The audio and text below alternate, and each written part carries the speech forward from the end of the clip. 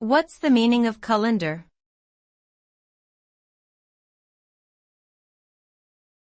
Colander.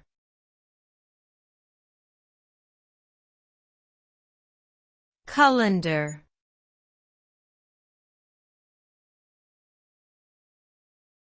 Colander.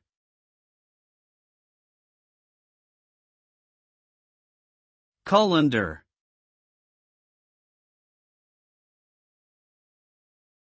A colander is a kitchen utensil that resembles a bowl with small holes or perforations used for draining liquid from food such as pasta, rice, and vegetables. It typically has two handles on either side and is made from materials such as stainless steel, plastic, or aluminum.